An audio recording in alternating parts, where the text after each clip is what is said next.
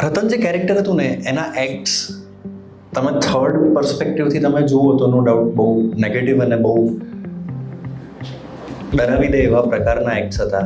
એ જે પ્રમાણે વિચારતો એ એક એક્સ્ટ્રીમ વિચારસરણીવાળો માણસ હતો.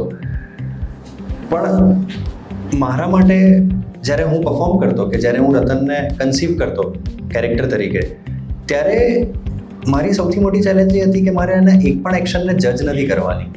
કારણ કે જો મારા પર્સપેક્ટિવથી આ એક્શન નેગેટિવ છે તો ક્યાંક ને ક્યાંક મારી છાંટ ના આવી જાય કે યાર આ વસ્તુ ખોટી છે, મને ખબર છે. સો રતન જે કંઈ પણ કરી રહ્યો છે એ એના માટે તો સાચું જ છે, એ એની રિયાલિટી છે. અને જો એની રિયાલિટી નહીં હોય તો પછી આપણા માટે એટલી હોરિબલ નથી. જો કદાચ એ કોઈ મજબૂરીમાં કે કોઈ મજબૂરી કરતા ક્યાંક ને ક્યાંક એને ખબર છે કે આ ખોટું કરી રહ્યો છે પણ એ કરી રહ્યો છે, એને એ સેલ્ફ અવેર છે, એ જ આપણા માટે એ વસ્તુને ડાયલ્યુટ કરી નાખશે એવો પણ મને ડર હતો. ને ઓફકોર્સ એની પોતાની રિયાલિટી જે છે એ એને ટ્રુથફુલ છે. તો જ્યારે હું એ કરતો હતો ત્યારે એ વસ્તુ ડિપ્રેસિવ કરતાં વધારે મારે તો એનો આનંદ લેવાનો હતો. મારે તો એને જીવવાની એ રીતે હતી કે આ જ હોવું જોઈએ, હું જ રાજા છું, મારાથી આગળ આ ગામમાં કોઈ નથી ને ના કોઈ હોવાનું નથી. લોકો મારા સ્તરે પહોંચવા ઈચ્છે છે. આજે કોઈ બાળક એ ટીઝર જ બહુ સરસ કાપેલું, સરે કદાચ જે રીતે ટીઝર કાપેલું એનાથી એક આખું વર્લ્ડ એસ્ટાબ્લિશ થઈ જતું હતું.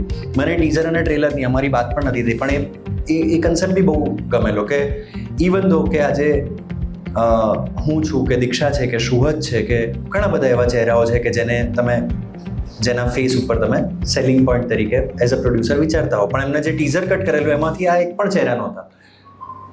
પણ જે વાત હતી એ આખા વર્લ્ડને એસ્ટાબ્લિશ કરી દેતી હતી અમારા, કે એક છોકરો ડેડ બોડીની બેગ લઈને જતો હોય છે, એની મા એને લાફો મારે છે, તો બીજો ગામમાં બેઠેલો એક વ્યક્તિ એને કહે છે કે ભાઈ કરવા દે ને, સારું છે ને, કામમાં મન લાગે છે. તો 5 આંગળીએ પૂજે ત્યારે આવો રતન પાકે. તો એ વર્લ્ડને એસ્ટાબ્લિશ કર્યું. પછી ટ્રેલરમાં બધા કેરેક્ટર્સને બતાવ્યા કે આ વર્લ્ડ છે જેમાં મારા આ કેરેક્ટર્સ છે. સો એ જે વર્લ્ડ છે એ લોકોને રતન બનવું છે. સો મારા માટે એ ઓબ્જેક્ટિવિટી હટાવી દેવી, મારે એક્શન્સને જજ કરવી એ બહુ ઇમ્પોર્ટન્ટ હતી. સો આઈ યુઝ ટુ એન્જોય મારી બધી જ એક્શન્સને. અને અમુક દિવસોમાં તો એવું પણ હતું કે હું દિવસ દરમિયાન નાડી દોષના પ્રમોશન્સ કરતો હતો અને રાત્રે અમારું નાઇટ શિફ્ટમાં મારણનું શૂટ કરતો હતો. તો બે એકદમ પોલર ઓપોઝિટ લાઈફ જીવતો હતો. પણ મગજમાં એ હતું કે મારી એક પણ એક્શનને મારે જજ નથી કરવાની અને મારે જેન્યુઅનલી આઈ એમ એન્જોઈંગ એ દરેક એક્ટ્સ. પણ એક વસ્તુ હું કહીશ કે જ્યારે હું મેકઅપ રિમૂવ કરતો ને આ બધું જ પતી ગયા પછી, મેં અભિષેક સરને પણ ત્યારે શૂટ વખતે કીધેલું, વિચાર્યા વગર પહેલો થોટ જ્યારે હું મિરરમાં જોઉં પોતાને, કદાચ હું ત્યારે જ મિરરમાં જોતો હોઈશ અને મેકઅપ રિમૂવ કરતી વખતે સૌથી પહેલાં મારે જીવનમાં આવું ક્યારેય નથી થયું, પણ એક એવો ડિસ્ગસ્ટ ઊભો થઈ જતો પોતાને જોઈને. કેવું થતું કે યાર આ બહુ ડિસ્ગસ્ટિંગ ફિલિંગ હતી પોતાને જોવામાં. આવું જિંદગીમાં મારી જોડે ક્યારે થયું નથી. અને આઈ એમ ગ્લેડ કે એવું થયું. કદાચ એણે જ મને સીન રાખ્યો છે જે હું પાછો આવી ગયો છું.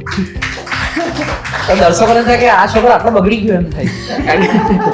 એની મમ્મીએ પહેલી વખત ફિલ્મ જોઈ, આની મમ્મીએ પહેલી વખત ફિલ્મ જોઈ તો બહાર આવીને એને કહે કે હવે 7 દિવસ સુધી ઘરે ના આવતો.